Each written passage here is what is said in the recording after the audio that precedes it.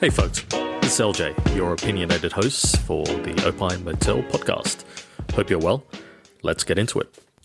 Welcome back, everyone. Welcome back to the Coronaverse, this wild ride through 2020 that we're all going through. I hope you and your family are all well. So today, I have a special guest for us. So Brad has worn a lot of hats in his time as an entrepreneur, investor, futurist, and coach. He's a lifelong learner and loves to help others achieve their highest purpose and create abundance. Born and raised in New York, with 20 years as an entrepreneur and 16 years managing wealth under his belt, Brad is committed to helping entrepreneurs and investors reach their full potential so they can focus on solving the grand challenges of our time. With extensive experience in real estate, investments, trading, marketing, sales, peak performance strategy, he's built and helped build several companies, growing revenues and profits into the millions of dollars. His hedge fund, Hart Capital, returned 106% in profit in a single year. And from co-leading a mastermind of 52 people in China and Hong Kong to holding mastermind groups in Bali, Italy, Greece, and all over the US, Brad has been part of 28 masterminds and started 10 himself, including a local weekly mastermind group with over 450 members. He's also the founding member of the Knowledge Business Blueprint, KBB, speaking and training team led by Tony Robbins and Dean Graziosi, a community and self-education movement which has helped tens of thousands of people to launch their own masterminds. Okay, so without further ado, let me happily welcome Brad Hart.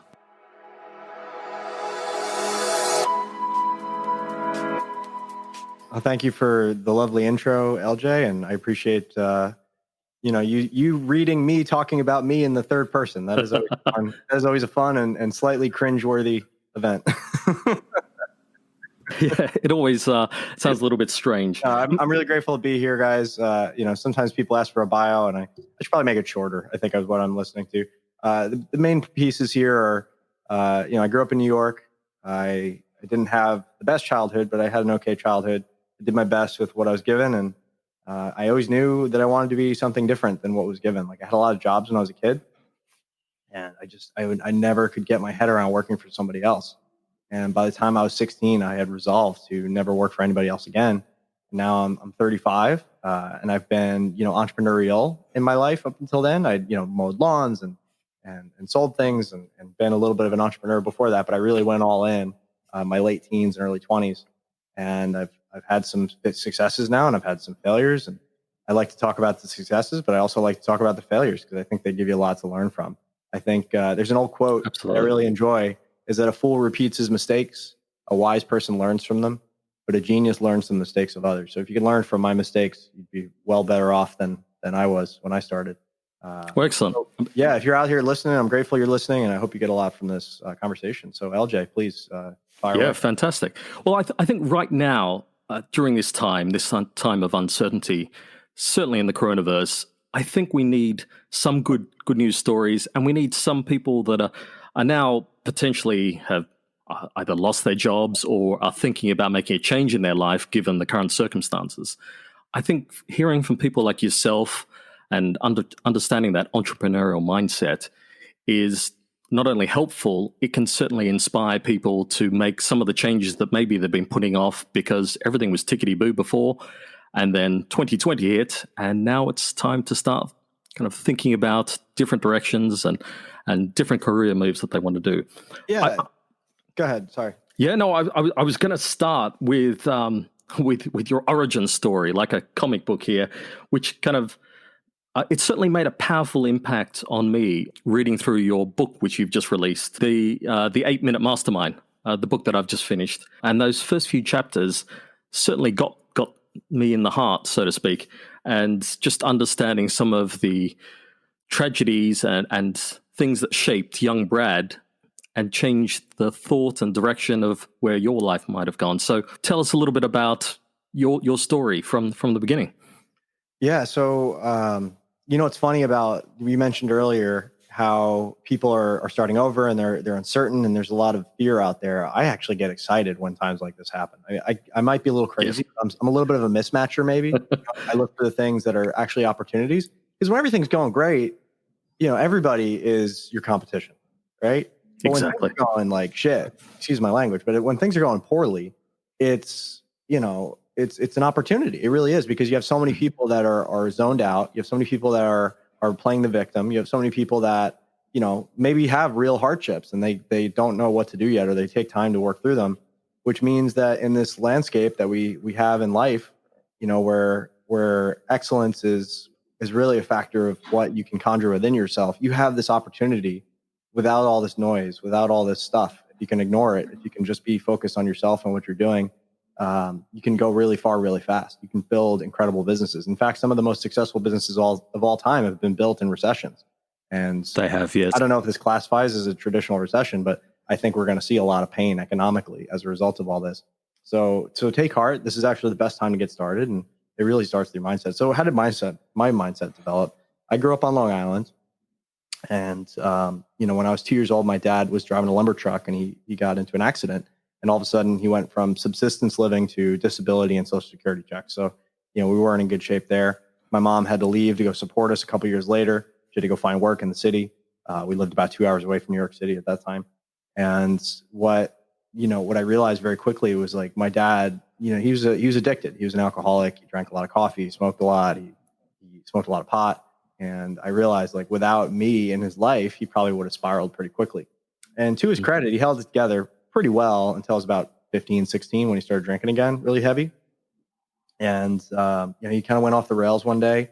I wasn't the easiest kid to deal with. I was an only child. I got bullied a lot. I was very smart, but I wasn't very, I didn't have a lot to focus on. Like Did I read you went to Catholic school? Yeah, that's right. Yeah. So when I was, eighth grade, I started, or sixth grade. And my mom had gone to the public school that I was supposed to go to. And she was like, there's no way you're going there. There's race riots. There's all kinds of problems in that school. And she had to deal with that with her brothers and sisters. They were very poor growing up, so they had to get through that. And I fought and kicked and screamed, but it was probably the best thing for me looking back. But then again, Catholic school, it's one of those things. It wasn't as disciplinarian as it had been previous to that. They weren't like hitting you or anything, but there were definitely some emotional abuse going on. Right. It was challenging, right? Because you're dealing with people from a different age. Even now, like, I'm blown away. I'm 35 now, and I'm looking at the world and the kids that are growing up today, and it's just such a difference. Like, you never saw this in human history that we know of, right? It depends what you believe, but the amount of shifting that has happened in just one generation, from the internet age. I spent half my life without the internet until I was about 16, and now these kids growing up not knowing a world where they didn't have YouTube or Google or everything at their fingertips. It's a very different world.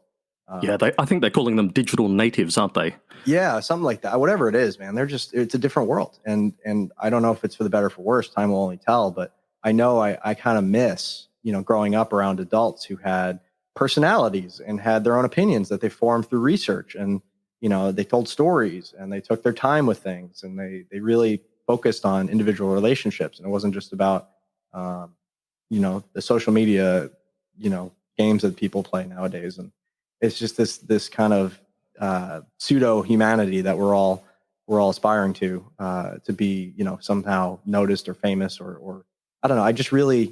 I miss the authenticity. I miss the vulnerability. I miss the real sense of community that has been lost as a result of what's gone on. So anyway, so my origin story, like, when I was about 16, my dad and I got in a big fist fight because he was drinking, and I had to move out. And it was that moment when I was like, all right, well, his life didn't work for him, and my life, if I can continue down this road, isn't going to work for me. So I moved in, first I lived in my car for 3 weeks, and that didn't work out so well. But I eventually moved in with my mom, which I didn't want to do. But, I ended up being in a stable environment for maybe the first time, and having some structure and some discipline in my life. And it was actually pretty good for me. And I went on to go to college, even though I didn't get in right away. I did pretty well. At community college, I got a 4.0 there. And then I went to I wanted to be a doctor. I wanted to be Dr. Hart, the cardiologist. So I went to school, and in the back of my mind, I just always knew, like, if I can't make this doctor thing work out, which thankfully it didn't, I knew that I had to go out on my own and do my own thing, because I had always been entrepreneurial. I always mowed lawns. I had always worked in jobs that there was some sort of meritocracy at play, right? I would work on a shooting range. I would go and teach lessons on the side and do extra stuff to hustle for tips. And I worked at restaurants where I'd hustle and even through college, I paid my way through as a bartender. I helped pay my way through. And I heard, if I'm correct, that also at that time you worked as an emergency medical technician. Is that right? Yeah, that's right. So for 2 years, I worked as an EMT, and it was kind of interesting because you could be the EMT and you could work with people in literally like life or death situations, but you couldn't drive the ambulance until you're 21 for insurance regulations. So here I am, this 18-year-old kid, taking every single call, and I worked for a year professionally. I got paid for it, although not very much. And then I worked for a year as a volunteer, and I saw everything you could imagine. I mean, people on the brink of death, people, that had really, bad stuff going on. And thankfully I didn't lose anybody, knock on wood. But there were some close calls there, when you handed them off to the emergency medical staff at the hospital and you're like, okay, I got him here alive. Let's see what you can do with him. But then you were off to the next call, and it was always on me. I didn't get a chance to be like, oh yeah, you seniority person, take this. It was always on me because the way the ambulance is run, there's a 2-man team or 2-person team. Right. And, the driver has to obviously be old enough to drive, and I wasn't. So, so I spent a lot of time in the back of that ambulance trying to save lives. But it gave me a good sense of like what people go through, like the finality of life. In order to get that license, I had to do a lot of studying, but I also had to do an autopsy. And I remember very clearly, like there were some neighborhoods around where I grew up that were just gang violence and really had a lot of problems. The one I grew up in actually had a lot of problems too, but. And this was Long Island in the 80s, right? And this would be in the 90s and the 90s, okay. In the aughts, if you will. I remember going to this autopsy, and it was something we had to do to graduate, is watch an autopsy. And there was a 24-year-old kid on this lab that had just been shot that day. He was alive this morning. He had a daughter, he had a family, and he's dead that afternoon. He had been shot, and I just remember like the grotesqueness of this procedure. Like it's not a clean, scrub up and go into surgery kind of medical procedure. It's like, we're going to cut this guy open with hedge clippers and use a ladle to get his guts out. And it's just brutal. Like, watching that as an 18-year-old kid and being like, wow, I don't really have any problems, Like, it certainly puts things in perspective, doesn't it? Yeah. This guy was walking around this morning without a care in the world. Now he's on the slab and we're picking him apart and putting him into neat little rows and bags. And I'm like, this is wild. So that was a really pivotal moment for me, that EMT stuff. I'm glad you brought it up because and I remember another story actually I'll share from that. The first time we had a level 1 trauma center in Long Island. It was actually where I was born, Stony Brook Hospital. Okay. This is the only place where they'd bring all the really nasty cases. And the first night I was in there, I had to do an overnight shift, and I'm just like extra hands basically. I didn't have any skills or any techniques at that point. And the ER docs would just like do this, do that. So literally the first night I'm there, I'm on a 12-hour shift overnight. I had never really stayed up all night before. And the first call we get is a helicopter coming in from a crash site. And it was a young woman and a young man. The young man had been taken to a local hospital, but she had been flown in because her case was worse. And they'd wrapped their Mercedes around a tree. And it turned out that when they rolled in the patient, and I saw the person. I didn't recognize the person, but I heard the name and I realized, oh my God, I went to high school with this girl. Oh, wow. And I was in classes with this girl, and I didn't know her super well, but like I recognized the name anywhere. And I realized like she was disfigured. Like I couldn't recognize her if it wouldn't be the name. So she was in and out of consciousness all night. She's clinging to life. 17, 18-year-old girl, very pretty, but she was banged up real bad, right? Her boyfriend had wrapped her around a telephone pole. And I just remember being like, wow, this is the real deal. There's no separating yourself emotionally from this. These are real people you really know and have real lives. I kind of went into the EMT thing thinking, well, these aren't people I'm going to know. This is like, I can kind of be a little more cool and detached and clinical about this, but that wasn't the case. So I just remember sitting up whenever she was awake, holding her hand, telling her it was going to be okay. I didn't know if it was going to be okay. And then she'd go out of consciousness again. That was kind of my whole first night. And I think the medical staff just let me do that because I didn't have any skills, A, and B, like, obviously I had a relationship with this person, until her parents showed up and started taking care of things. That's one hell of a training day. Yeah, holy crap. So that was one hell of a day to start, being an EMT, and I stuck with it and I did it for, a couple of years, and I'd like to think I made some difference. I like to think that it helped. And I'm so far gone from that now, 15 years or so, 13 years or so far gone from that. 17? I don't even know. I got to do the years keep going by quicker and quicker. It goes faster and faster. I just turned 35. Yeah, that was an incredible experience. I appreciate you asking me about it because these are things that I don't think about very often, but they shape you, right? They shape your mindset about things, and you start to realize like, okay, death can come at any time. And I had to learn that lesson the hard way through my uncle passing when I was 8, my grandfather passing when I was 16, and then my grandmother right after that, a couple years later. My dad when I was 24. Some of my best friends when I was in college. 18-year-old kid died. Really sad. He died of alcoholism. That's right. Yeah. So after you lose your dad and your best friend to drinking, you want to swear off drinking. Hopefully, that's not enough. I don't know what is. And I don't know, if I was a full blown alcoholic, I don't know if I, am white knuckling sobriety. There's a lot of people that would say a lot of different things, but I definitely know that I had that tendency. And I think when you have it, and you have to pay attention to it and you have to be careful. When you don't have it, lucky day, great. But I think my grandfather had it. My dad had that tendency for sure. And I know that I could be prone to abusing substances. So I need to really be careful. Even today, like if I get on a sugar kick or a caffeine kick or something like that, I just got to really watch it, because if I don't have periods of complete abstinence and sobriety, it can get really bad really quick. So that's really what ended up happening for me. After my dad, a couple more years went by, and I really started to consider like, what would my life be like without alcohol? I had this great coach who I'm very grateful to this day that suggested a 30-day no alcohol challenge. Right. And the way he convinced me was like, well, when was the last time you didn't drink for 30 days? And I had to think about it. I'm like, I was 14. Like, holy crap. I was 14 the last 10 years ago. And most of my adult life, I haven't had a 30-day period where I didn't drink alcohol. So I'm like, all right, well, I'm definitely doing this, right? Just to see what it's like. And I felt better than I'd ever felt. It was incredible. And I made a video about it. Ended up getting like 70,000 views, and, the different benefits of quitting alcohol and how good you feel. And there's some downsides as well, because you need different coping mechanisms. You don't drink because everything is great. Typically, you don't drink absolutely because, typically there's some reason underneath that when you remove the alcohol, you have to really deal with that reason, because otherwise you're just going to focus and go to that place again with other substances, with other means. You're going to use sex, you're going to use drugs, you're going to use, some other means, success. You're going to work, you're going to become a workaholic as that. So, they're really insightful, because I used to work in London at the Max Glatt unit, which was dealing with drugs and alcohol. And obviously, exactly what you said is that essentially we would have people come in with alcohol or drug problems, and they didn't do it just because they liked the taste of alcohol. It was a coping mechanism, and no one had shown them any other way to cope. So I think you've been really insightful in understanding. Well, it's not really, just the drink. It's really easy to normalize that behavior. It's incredible. Exactly.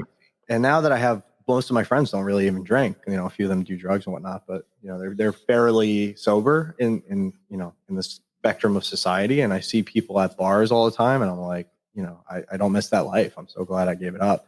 And then there's times when like I'm really stressed out, and I wouldn't love nothing more than to turn my brain off and have a couple of drinks.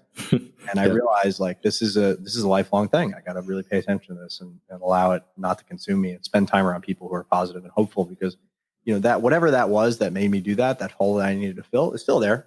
I don't know if it's ever going away. And I've worked on this ad infinitum with many different tools, NLP, hypnotherapy, and it's gotten better and it's easier.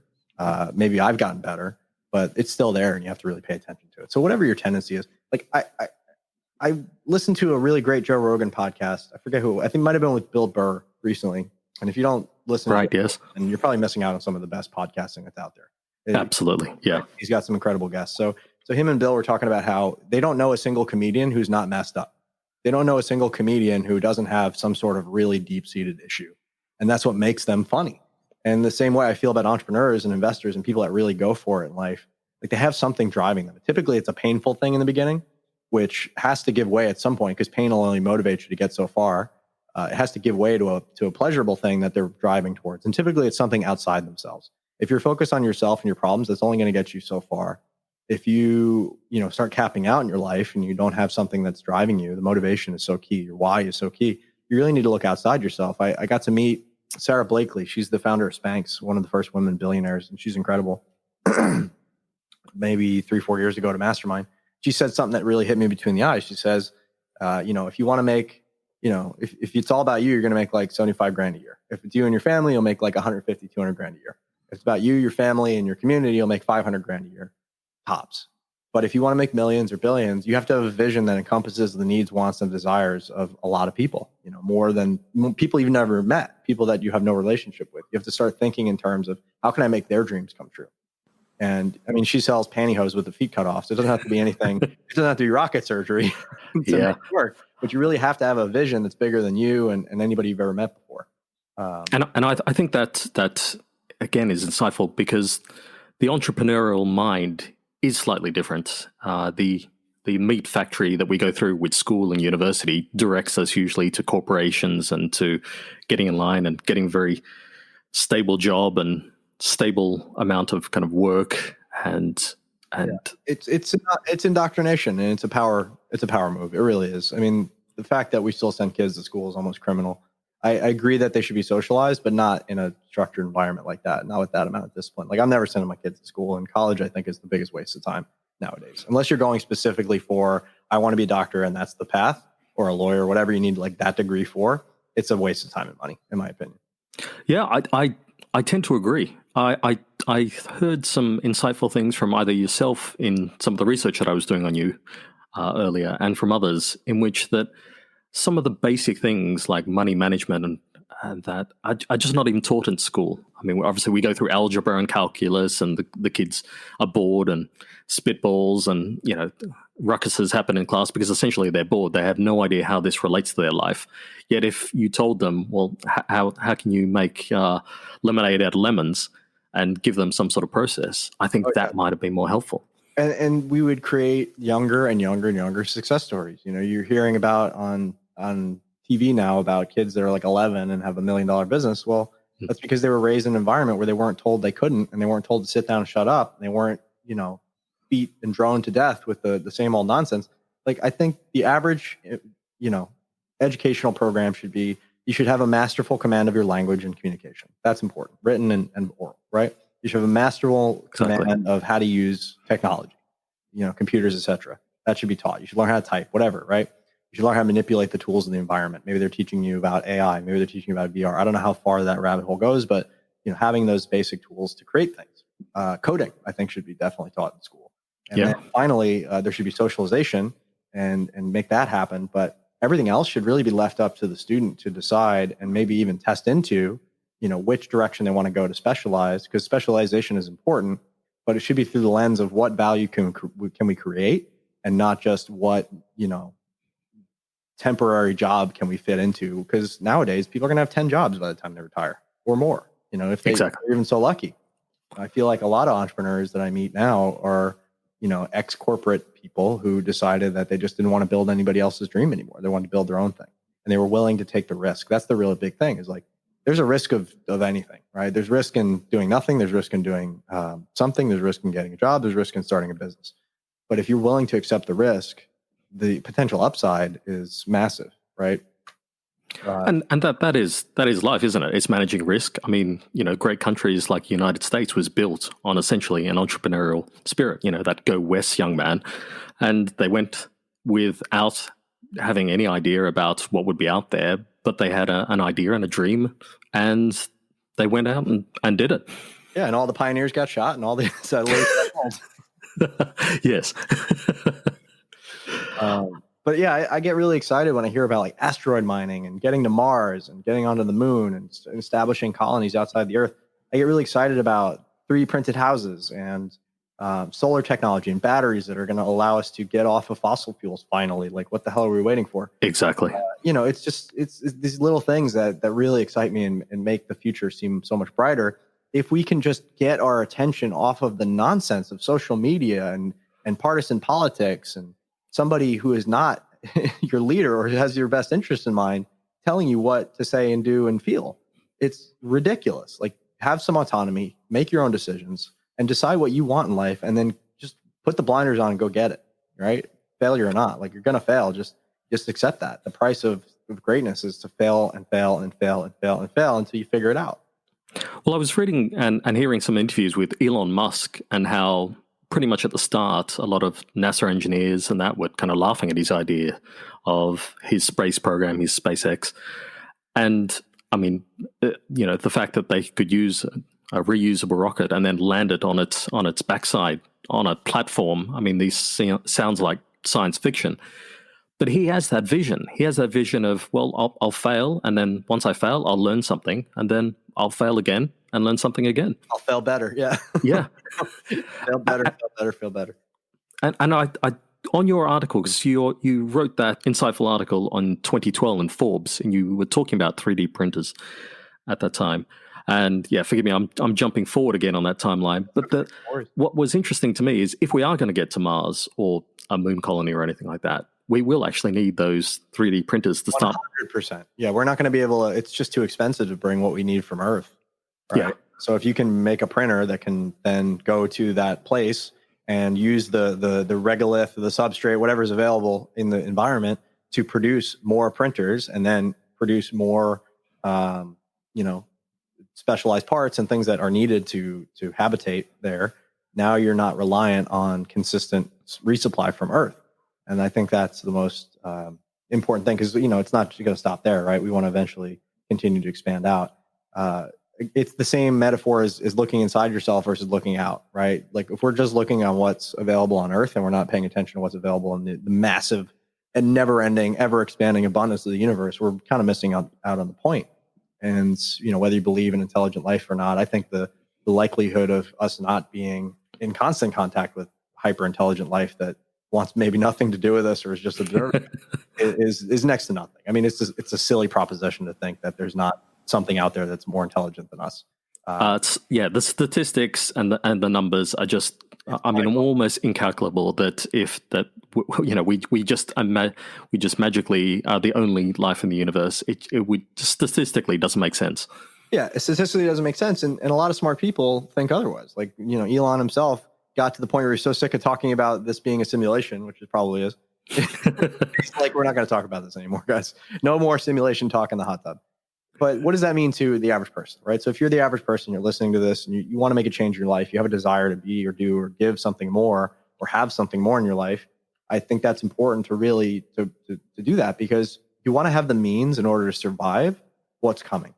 You want to have the means and the mindset to survive what's coming because we need leaders to step up and help us to move forward. It's not just Elon. Elon's not going to save us, right? He's damn well doing his part. But we need a lot of people to come and step up and say, yeah, I want to get excited and interested in solving the problems of humanity or whatever it is, right? You can add your own value in whatever way possible. And it's easier than it's ever been. The tools we have today and the opportunities we have today, just looking at real estate and starting to come down again. I mean, there's just so many opportunities that people are missing by focusing on the wrong things. And that's really it. If you can change how you feel, if you can change how you use your body, you can change what you focus on. You can change what language you use. You can change your whole life. This is Tony Robbins 101. I've learned a lot from Tony. I've been to 15 of his events, and I've gotten to work with him now on a couple of projects. And I'm going to his, an island in Fiji because I was one of his top affiliate partners this year. I'm not saying this to brag or impress. This is where I'm at, right? Yeah. And he's literally, in my opinion, I'm not saying he's perfect. I'm not saying he walks on water. He's the best peak performance strategist that's ever lived. Period. I think statistically, again. Numbers matter. It is. He's inspired so many people. Yeah, the amount of lives he's touched is just hundreds of millions. It's crazy. Nobody's had that kind of impact in so many different ways. So I love what Tony talks about. And the basic stuff is what I have to remind myself consistently because I don't get up every day feeling amazing. I don't go to bed every night feeling amazing. I have problems too. There are ups and downs in my journey.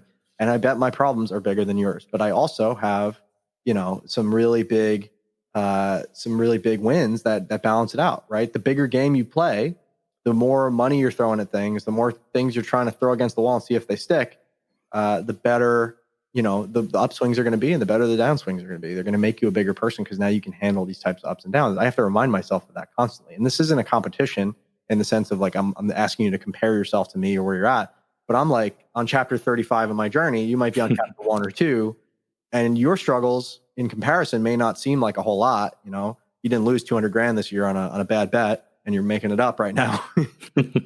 But, in comparison, like you are going to be given the struggles and the challenges that will turn you into the person that you need to be next, right? It's that idea of consistency and just moving forward, moving the ball forward a little bit every day, that 1%, at the end of a year, and this is just math, I didn't make it up.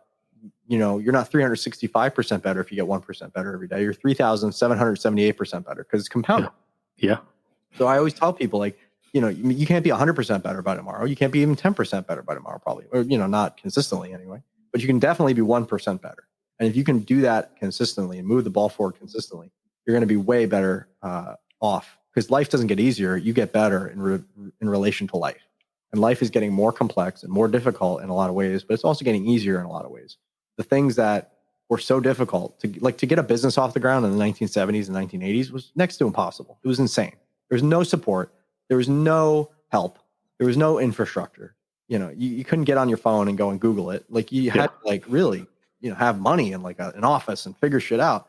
But nowadays, it's really easy for anybody to start anything. A website and a domain and some hosting and, a couple ideas, some social media, which is essentially free, and you can be off and running and making money very quickly. So but people have this entitlement. Like, everybody I talk to that joins my program, for example, we have this incredible program that we help people build mastermind groups, and they could really use the formula to build anything online, any service-based business, or even a product, really, I guess, with slight modifications. Is like, how fast can I start making money? I'm like, well, that's up to you. Like, can you have the people? Do you know what your offer is? Do you know your niche, your avatar? Have you ever sold anything before? Like, if you have all those things in place, like a week or two. If you don't, it's going to take you a little while to get it going. And a lot of people get tripped up because they think this should be easy. They think that this should be, like everybody, the problem with marketing is that everybody talks about how easy it is because nobody will respond if you talk about how hard it is. And that's the real challenge, I think, is that we need to find a balance between authentically and vulnerably sharing what's actually going on and people's need and desire. And their real wiring is like to make things easier and more simplistic, because it's not a simplistic, easy thing. It's a complex, difficult thing. It's going to take you a decade or more to get right, if you ever get it right at all. I think that's right. I think that there is something in which, whether entrepreneurs become celebrities or whether, as you quite rightly said, the marketing is slightly askew. I mean, an old example, and the kids will laugh at me talking about Madonna, but Madonna obviously built herself up from nothing, back in the 80s, all the way to a mega superstar. And people talked about maybe how easy she was having it. I'm pretty sure that Madonna was, from some of the insightful interviews and people who actually knew her, not people who were just the outside making comments on it, was one of the hardest working artists at that time ever. She was grafting, she was working hard, she was making deals. And that's how she got to be so successful. Nothing was handed to her on a plate. But then when you look from the outside in and don't know how the process and how hard she's working on the inside, which only close friends, family, and work colleagues will know, they miss that whole big picture and they thought, well, I just need to get up and sing a couple of lyrics and show my midriff, and I'm famous. Like, it didn't even matter. Like, that was all aside from the fact that she had incredible songs and she wrote and performed incredibly. Like, on top of all of her business acumen, exactly, and what she did. So, like, I just looked up her net worth recently for whatever reason, and it was like $500 million, and she earned every penny. Yeah, I think I got interested because I was watching that documentary about Michael Jordan and the '90s Bulls. Amazing. I must say, Brad, I had tears in my eyes as a young kid back in Australia, Melbourne, Australia, where I'm from. Michael Jordan and the Chicago Bulls. I knew everything about Chicago and the Chicago Bulls, and they're like, "Well, what's this? This is American basketball. What are you doing?" And he was the most inspirational figure for me. Yeah, but you listen to that documentary and you hear kind of the play-by-play from guys who are a lot more older now and maybe a little more grizzled and have had a lot of time to reflect on it. And it was like, no, man, it was not a party. It was like, do your job, get out there, be a professional, and they were like really getting at each other's throats. And you hear it from Scottie Pippen's, perspective. You hear it from Dennis Robbins' perspective. And they're all very talented. Like, there was nothing, like, talent was just the entry level thing. That's right. Yeah. You wouldn't be there in the first place. But the work ethic on top of the talent and the drive on top of the talent, like, it was just a magical, convalescing of everything that came together. And they weren't the toughest team for a long time. They had to become that. They had to have a lot of enemies, and like the Detroit Pistons would kick their butts for years. But now, they're in the history books, and you're never not going to know the name Michael Jordan or Dennis Rodman or Scottie Pippen or any of those guys. And I think that people looked at these magical things that he was doing, and just said, well, that's innate talent. That's kind of nonsense, whether it's, nature or nurture. He was just born with it. It's like when you see how hard he worked in that documentary and the people who were around him. He had God-given talent. Yeah. But he worked it. And when it wasn't, to his liking or 100%, he worked it again. Yep. Every day of his life. And he didn't party, he didn't drink, he didn't do any of that. He just went to sleep, woke up, played basketball, went to sleep, woke up, played basketball for a decade or more. It's crazy. And then he's like, when he reached the pinnacle of that, he tried out golf, he tried out baseball. He wasn't as good at that, but he never gave up. He was always willing to push himself. And I think that's the mentality that people really need to begin to recognize as that winning mentality is, there's something that happens when you're in that mode. And I can't really describe it, but it's a divine thing. And I'm not trying to get all woo-woo here, but, I'm not the most physically fit person. I have a lot of friends who are very much better shape than I am, or genetically much better shape than I am. One thing I do have is this mode I can go into. And I've had this moments my whole life where if I decide I'm going to beat you and it's important to me, I'm going to beat you. And there's nothing short of me dying. There's nothing that's going to stop me. Right. And I did this health challenge not too long ago at Hardcore Fitness, which is like a CrossFit style gym near where I grew up. Near where I live now. And there was these challenges, and they would always come on random days when you would just you'd have to basically compete with everybody in the class. And whatever switch flipped, I didn't care if I had 4 hours of sleep the night before, I was going to win. And I did it twice. I beat everybody in the class, 30 people. And I wasn't the most fit person in the class, but I wasn't giving up. And there's that mode you can switch where it's there's something divine about it, where God or whatever, the universe, just when you decide, or you get relentless, or you just decide that your drive is going to take you all the way to the end. I'm getting, jammed. I'm getting jacked up just thinking about it. You can go into this mode where nothing is impossible, and you can do incredible things that you may not have ever thought you were capable of before. So I guess the takeaway here is, really pay attention to that and cultivate that, because it's your most valuable resource, is this tenacity that never quits. And I'm wondering, Brad, if one of those bits of tenacity, that tenacity that you have, if it stems even from something like seeing your grandmother. You said, I think in 1933, that she went to college when... Man, you really did your research. I love it. Well, I was just thinking, when most women of that age, certainly college wasn't a thing. It certainly wasn't an idea. And then I think you said she could either be a school teacher or a nurse, and she was a school teacher. So let me tell the story. So Grandma Alice, it was an incredible woman in any time, but especially in the time she lived. I mean, you got to think about, she was born in 1911, and she saw World War I, World War II, the Spanish influenza that killed 650,000 Americans. We're all getting our knickers up about COVID, but it wasn't nothing compared to that. And Spanish flu was brutal, devastating. So many people died. Anyway, we didn't have any kind of information. Nobody knew what was going on. It was brutal. So she survives all that. Then her husband goes away to war, in World War II. And, we don't know if they're coming back. The atom bomb saved his life. They were going to invade Japan. That was the backup plan. If the atom bomb didn't work, that they were going to invade. And they were expecting 1 million casualties. There's no way he would have survived. I wouldn't be here today if it wasn't for the atom bomb. So I'm not saying it was the right thing to do, but, I'm grateful to be alive. So, when you see a woman like that come up, and she went to college, she went to William & Mary, which is the second oldest institution in America, and get a degree, and then come back to her hometown where she grew up of 700 people. And they're like, okay, well, you can be a nurse or you can be a teacher. It's all right, I'll be a school teacher. And she got herself up and drove herself to school every day and smoked cigarettes and dealt with kids. And she did that for 30 years. And then one day she got her pension and retired and stopped smoking and stopped driving. And 6 months took for anybody to realize, Grandma, are you going back to school? What's going on here?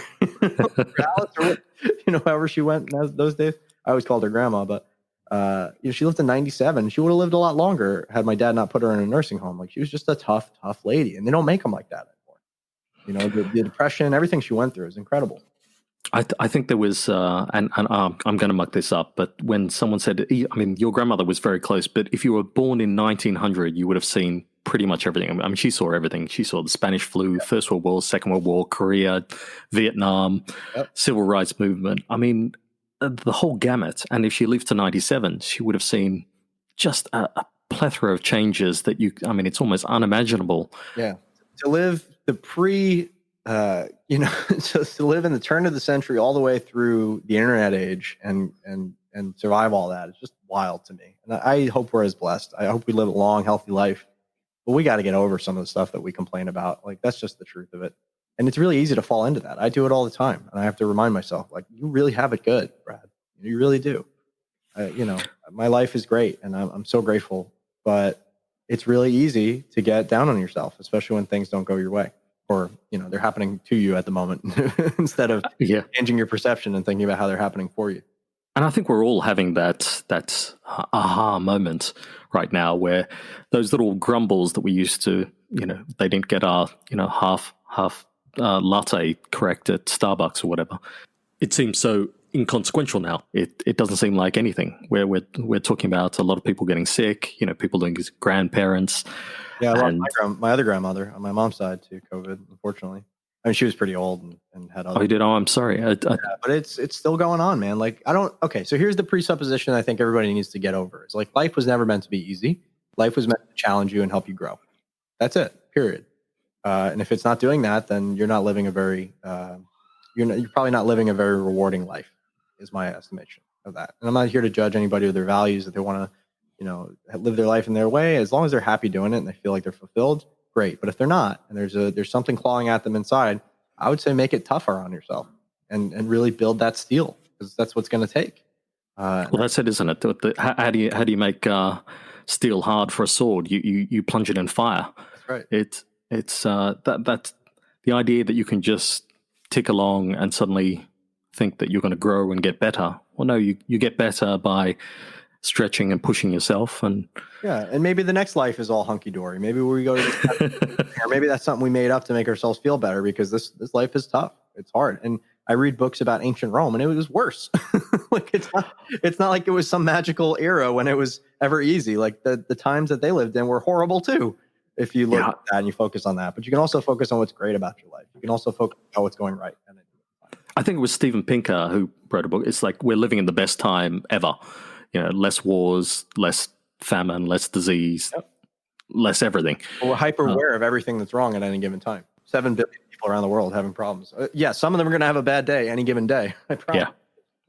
Yeah. And we're going to find out in a nanosecond, because Twitter is going to ping it over to us. Yeah. Because we are limbically addicted creatures that unfortunately technology is exploiting at a geometric and exponential rate. And it's only going to get worse with VR. It's only going to get worse with further immersion. We're going to lose track of what reality really is. And there'll be some positive things that come from it, like always. And there'll be some negative things that come from it, like always. And both positive and negative are, which side of the fence are you sitting on? What is your perception of it? What story are you making up about it? So I try to make up an empowering story. That's what I do. And that's interesting, Brad. That's very interesting, because you mentioned in both your book and in some of the other documents that you put out there that, obviously, given your childhood, and you had some tragic moments in your childhood, probably, it was littered with a few more than most people, is that you were that angry kid. You were bullied, you were angry. So it's very interesting to hear now such a very positive and uplifting and kind of growth mindset. So how did that transformation happen? I mean, obviously it didn't happen when you were 16, but it's certainly a gradual process. Yeah, and it's still there. I can still turn that anger on. It saves me from a lot of lackluster stuff too, because anger is important. It's a protection mechanism.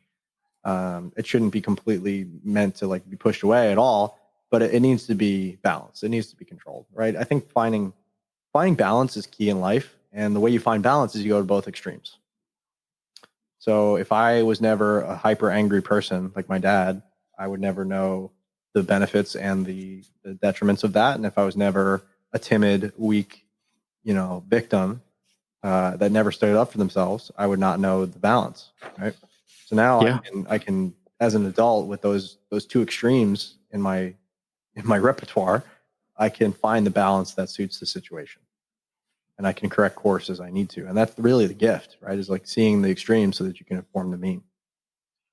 So yeah, I think for me, it really changed when I started to study Tony, and I started to study NLP, and I started to do breakthrough sessions. I started to unpack and unwind, and I had to forgive a lot of stuff. I had to forgive myself and a lot of other people that, did horrible things, and, objectively horrible things that I didn't ever know I could let go of. But then I did. And all of a sudden I realized, like, wow, all right, well, I can let go of that. What else can I let go of? And then I just made it a game. Like, okay, whenever something comes up and I'm tweaked about it, well, what if I just forgave that person or that situation or myself right away, and release that space, release that energy, cut that cord? There's a Hawaiian practice called Ho'oponopono, which is, there's that very, most people are probably familiar with, like, the 4-part prayer. There's a way more in-depth part of it, I think, that's been lost to time. And the people who practice it are these, Hawaiian kumus. I actually got to study with one, Dr. Matt, who is at NLP.com. You can check him out. And if you want to check out his work and do NLP, you can use my coupon code. It's Brad NLP, all capital letters, and then you'll get their intro course for like $97. It's a steal. 100% recommend it because it's just very valuable. But yeah, he does these rituals. They're called Ho'oponopono, and there's a few others that allow you, and they're very quick. You can do them in 7 minutes. That allow you to just let go of whatever energy you're holding on to, whatever you've interacted with, any people that you've interacted with mentally, emotionally, physically, spiritually throughout the day, and just kind of clear the decks. And that's helped me sleep better at night. It's helped me release things. It's helped me free up my energy. I'm not, dwelling on things as much. Help me meditate better. Like, there's just so many benefits I can't even begin to describe. That's fascinating. I'll definitely look that up. That's something I think that a lot of people right now, even if they're not even thinking about starting a business or doing some change, could space for it. You don't have the space for it. What are you going to, you need energy to do these things. Yeah. If you're carrying around a bunch of baggage and you haven't let it go yet, now's the time. There's only now. Yeah. And I think that growth mindset that you've kept all the way through as a kid and moving on has certainly served you well. I mean, you mentioned in one of your talks about that first session I think you went to with Tony Robbins, and you mentioned about meeting this lady whose head was down.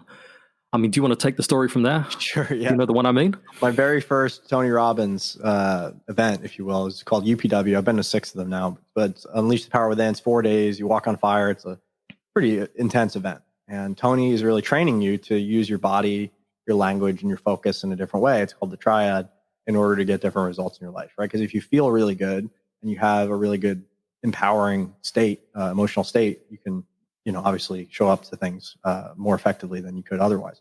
So peak performance strategy, that's like the very baseline thing. There's a lot more to it, but that's the thing we start with. So he teaches you how to walk on fire and do it without burning your feet. And that's pretty cool, and I've done it 6 times now, so I can say, yes, it works. If you are in state, you will not get burned. And if you are not in state, you will get burned, because I've had both happen. So anyway, long story short, I'm at this event, and it's the first time I've ever been to an event like this. It's huge. It's like 7,000 people at that time. Now he does even bigger ones, like 20,000 plus. But the whole room is jumping up and down. There's music, and it's like a big dance party, but there's personal development attached, and I'm in my seat, and people are like jumping up and down and banging into me. And I'm like, what the heck is this? I don't even know if I wanted to be here. But I'm going with it. And I sit next to this lady, and she's just looking down at the floor, and like the contrast between her energy level and what's going on in the room. I'm like, I got to say something to this lady. There's something going on here. I'm like, you okay? She's like, no, I'm not okay. I'm not supposed to be here. I got gifted a ticket. I don't feel home here. I just, it's like she was saying all these things. She's like, this is not where I'm supposed to be. So I asked her some more questions, and her story came out that she just was really stressed about money. She didn't have money to feed her kids that month. And somebody had gifted her the ticket, like I said, and got her there because they knew that she needed to have her life changed. So, without thinking about it, I'm like, well, if you can't feed your kids, I can solve that problem. I can't solve all your problems, but I can solve that problem. So I pull out my phone, I go on Amazon, I do one of those Prime Pantry boxes. I fill it with, healthy-ish organic food, the best I could find, stuff that wouldn't be perishable. I was like, here, I'm sending this to your house. It'll be there when you get back. Just reach out to me on Facebook. I connected on Facebook. If you need another one, if you just, I'm not gonna let your kids starve. That's ridiculous. Like, somebody needs to step up. And I didn't think about it. I actually forgot. Like, literally, I went on with the event, and time went on, and a year later, I get a ping on Facebook, a notification that she was live, and I was like tagged in it. So I started watching the video, and she's crying in her car, and she's talking about how I had changed her life, I'd saved her life, because she was thinking about killing herself at that time in her life. And I was like, wow, okay, so that small impact, for me, which was nothing, like a throwaway, like it would have been money I would have wasted to send her some food, changed everything and turn everything around. And again, she's on her journey, and she's still learning and growing, but I don't know, it's been 5 years now, and she seems to be doing really well. And I am just so grateful that I didn't, because there's so many times, like when you walk past a homeless person and you're like, oh, I'm not going to give that person money. Well, what if you just did? What's the worst that could happen? Yeah, if they're going to spend it on drugs and alcohol, it's not up to you, but like you can give them a shot and maybe show them that somebody cares. Not just a buck. Like, what are they going to do with $1? Like, give them $20. Like, hey, go get a nice meal. Maybe you can get yourself cleaned up a little bit. I don't know. Whatever you need, man. Like, is there a shelter? Can I help? Like, what can I do? Because you just never know where people are at, how they got there. You don't know their stories. You can't judge them. And if you're having that desire inside you, I don't believe that is yours. I think that's like God, like nudging you, like, hey, man, like this person needs help and you're here. Go do it, and I'll take care of it. Like that's the other God's other trick is like we all look for the thing that we invest our time into, our energy into, our money into, for it to pay us back, right? We look at it as like that one-to-one, correlation where I did this and this happened. And we try to put our linear, logical, human limitations on it. When in reality, when you put something out over here, it might come back to you in an entirely different way over there. And there's no way to really connect. And that's part of the magic of life, but it all comes back to you. And I believe it comes back to you more than one time. It comes back to you 10 times over when you do that kind of thing. So it's so important to cultivate that and to listen to those little nudges when you have that, or when you feel somebody in your space, like they keep coming up for you, like call that person. They might be on the edge. You never know, like because you might save somebody's life. And I've been blessed. Like if I know for a fact at this point, this is not like me being hyperbolic or saying how great I am or any of this. Like I know for a fact people are alive because I lived. I know that people would have died or not made it if I hadn't intervened at some point in their life. And I know that they're more successful than they would have been without me. I know that they're more fulfilled than they would have been without me. I know that they've impacted more lives outside of people I'll never meet as a result of my actions. And it all comes from me just following my gut and saying yes when that opportunity arose, to do that extra thing, to go that extra mile, to do the thing that didn't scale, that didn't fit into the plan or was really inconvenient at the time, but it made all the difference for them. And I don't expect to get thanked for that. There's a lot of people in my life who I've poured so much into for years. They didn't fucking call me on my birthday. Like, it's aggravating. But guess what? It's not about that. It's about taking yourself out of it and realizing that the greater good is there's a bigger plan at play, and you're a part of it. And it's not about the person you worked with in the past. It's not about the person you're working with now. It's about the people in the future that need that energy. You got to like let go and forgive that other stuff so that you have the space for the next opportunity that comes along. And some people are going to have a massive impact like an Elon Musk, and they're going to be able to operate at that level. And some people aren't, but the impact you can make for that person, it matters to that person. It's like the starfish story, right? The old man's walking along the beach and he sees the little kid throwing the starfish into the water. And he's like, you're never going to save them all. There's thousands of starfish. He's like, well, I'm saving this one. I saved that one. And I saved this one. It matters to that one, Yeah. I mean, that again, it's a great story, and it certainly shows your humanity, Brad. But it also gets to the crux of, I think we're potentially in 2020 maybe losing a little bit of something of that. We're not, the US tribe, the UK tribe, the Australian tribe, the African tribe. We're the human tribe, and we can all help each other. And, we only have one planet. And if we did help each other, everybody would be way better off. Like if we just went out of our way to help one other person once a day, that wouldn't take much from everybody, but the world would be exponentially better if we did that. People are so focused on themselves and they're miserable, and we got to try something different, guys. And some of the most generous people are the people that I've seen either that have gone through some struggles and that understand, the cost of missing a meal or not having enough to pay rent, and they take it with them. And the people that then become successful but grew up with such kind of scarcity, I guess, I think seem to have a better understanding, and that's maybe something in which that we can even fix at the school. Give them an understanding that we're all this one tribe, and we can all do our own little bit of contribution into the matrix, so to speak. Yeah. Yeah, and just realizing that your life will be enriched by it too, and it won't come from where you expect. It'll always be a surprise, but that's the magic, right? And to shut yourself off from that is to miss the point of life. There's so much beauty and so much magic that can happen when you just say yes to whatever shows up. And again, you need to be, cautious and protect yourself and manage the risks. But at the end of the day, like, surrender. That's really the key there. I think that a life lived in surrender will be way better than a life lived worrying about every stupid thing. Let's take a small break, and we'll be back soon with the final part of our interview with Brad Hart. Good listeners, today is a great day to start your own podcast. So whether you're looking for a new marketing channel, have a message you want to share with the world, or just think it'd be fun to have your own talk show, podcasting is an easy, inexpensive, and fun way to expand your reach online. So Buzzsprout is hands down the easiest and best way to promote, launch, and track your podcast. I mean, hey, look, I did it. So Buzzsprout gets your show listed in every major podcast platform. You'll get a great-looking podcast, website, audio players, and you can drop into other websites with detailed analytics to see how many people are listening, tools to promote your episodes, and more. I mean, podcasting isn't that hard when you have the right partners, and the team at Buzzsprout is passionate about helping you succeed. And don't forget, following this link in the show notes lets Buzzsprout know that we sent you. So thank you very much.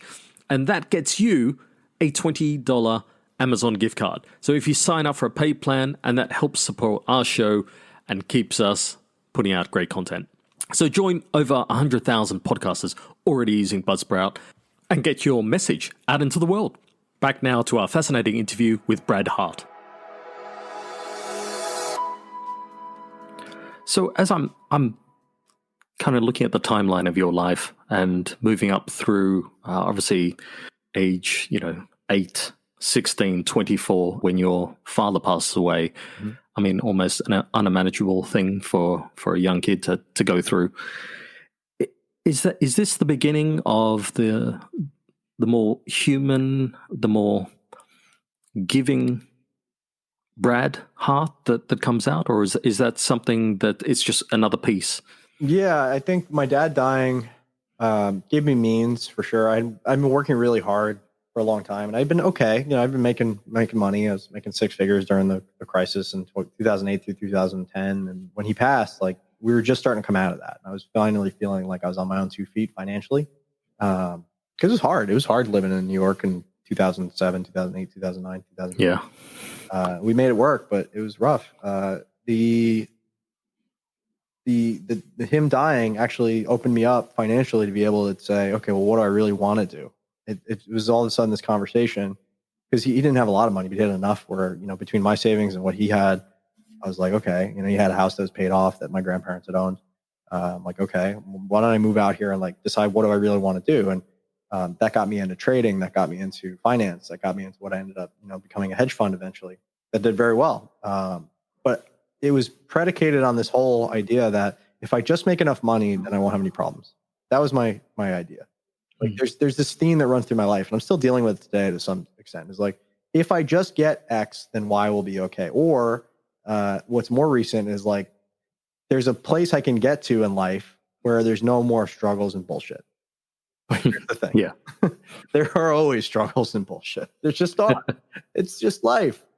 And I got to accept that, and I got to just get better. Just focus on getting better, so that the stuff that shows up, I'm equal to it or better than it. So when my dad passed and I started getting into that, I was like in a prime position to go out and really crush it with money. And we did. Once the hedge fund kicked off, we did 106% in 1 year. I had a month where I made $1,040,000. And, mind you, like, my mom up to that point had been saying, you should go and get a court officer job. You should go and be a civil servant like she had been. Have benefits. You'll make $40,000 a year to start. And I'm like, Mom, I don't want to do any of that. That's not me. And it was finally at that moment where I told her, like, Mom, we made $1,040,000 profit. Like, we made $1 million more than a court officer makes in a year this month. Like, can we get off of that track for a while? Can you just trust me that maybe I got something figured out that you don't? And it was up until that point, like, she would never let it go, and she finally let it go. So that was like a bigger victory than the money. But what I realized making all that money, and it wasn't all my money, right? A lot of it went to partners and taxes, but I was a limited partner in the fund as well as a general partner. What ended up happening was I had made more money in a shorter amount of time than I had ever anticipated I would. It was just mind-blowing amounts, but it blew a fuse in a way, because all of a sudden what I had been driving towards and working towards and what I thought life would be like, it wasn't. Because the money, and I'm sure there's people out there like, dude, I can't even pay my rent. Like, screw you. But money never did it. Like, having the money actually made it worse, because now I had to look at me. I had to look at my failings, my shortcomings, myself as a person, and realize that the money was never going to do it. Like, it blew a fuse. Like, I just realized, wow, I'm never going to be happy just focusing on money.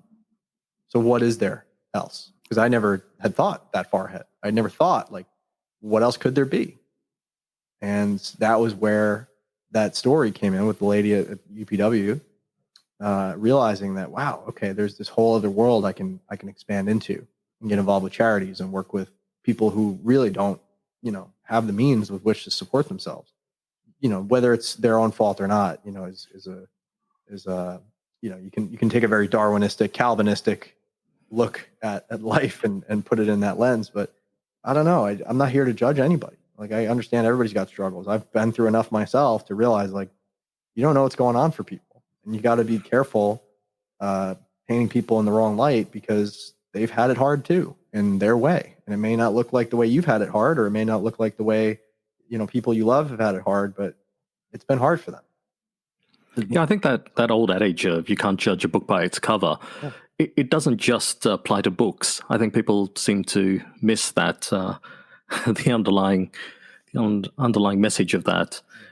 And I saw that, I mean, obviously you've turned these experiences into something in which I'm very interested in. You work at the Greatness Foundation, where you're trying very hard to make the world a better place. And I think that's admirable. Do you want to speak about that? Yeah. So my friend Mike Shervikov is a dear man. He's a dear friend of mine. And Mike, he was in the Marines. He had a kid pretty early on. He was like 20 when he had his child. And he didn't he had that like typical Marine, living in PB, San Diego, drinking, gallivanting. And one day he went on this weekend house build that somebody had put on. And he just cried. Like, he just couldn't believe what kind of conditions people were living in, just a couple hours from where he grew up. Because he grew up in California. He always had a really, good childhood and life, and grew up well, and, grew up strong, and served his country, his whole thing. And he went across just a couple hours down south, and you go to Ensenada, Manadero, Baja, those areas. And you realize that these people don't have anything. Like, they're just struggling to get by. They can't even build a house. They can't even put a roof over their heads. They're living in tarps and their sticks, and they're working on the fields, and they're not making enough money to even get out of that. And they left from a worse position to get there. To go closer to the U.S. and get involved in that labor. Like, they were just happy to have that. So he realized, like, from a Friday to a Sunday, you could go down and build a family a house and really change and give them a trajectory, like a possibility for them to go out and change the world. And, he would bring in people who tell stories, like this woman, God, I can't remember her name right now, but that is a doctor now, but started out having a house built for her. And that, like, gave her hope that people cared and people wanted to help. And she ended up, just going through this unbelievable series of events in order to become a medical doctor, and ends up coming back to her hometown and healing people for free, because, like, they just need it, and she was so tied to it. So Mike starts the Greatness Foundation to make this happen more. Really, it's a vehicle through which people bring their time, their talent, their money to cause. And we don't do it from scratch. Like, we don't figure out who needs these houses. We don't try to build them on our own. We go to organizations that are already doing this work. So we partner with organizations like Baja Bound, and there's one out in Greece. We did the refugee camps. We built some schools in Nicaragua and different places like that. And we just find people who need help, and we bring the money and the people to go to do that. And we don't, again, we don't try to reinvent the wheel. So we've been able to do projects all over the world through that. And it's been upsetting to me because of COVID. We haven't been able to do one in a while. But we were doing them, pretty 8 to 10 houses a year at one point. I think we're really cranking through it. I've been on a couple dozen of these projects now. It's been really great. And it's a good community thing too. Yeah, and it's amazing. It's those pebbles in a pond and the ripples. That lady who is now a medical doctor. I mean, she could right now, today, be saving people with COVID, and that's thanks to... Probably is. I haven't seen her, but I'm sure that's what she's focused on. And you go down to these neighborhoods that you've been going to for a while, and you're not the only people helping, certainly, but you see that it is getting slightly better. Like there's more of these houses, because we always paint them in these really bright colors. They're kind of dotting the landscape now. And, the kids we play soccer with are like, they're looking a little, like they have more food to eat, and they're looking like they're in better shape. They're growing a little taller, a lot of these people are super short. And it's really gratifying to see that, with love and attention and patience, you can really make a difference.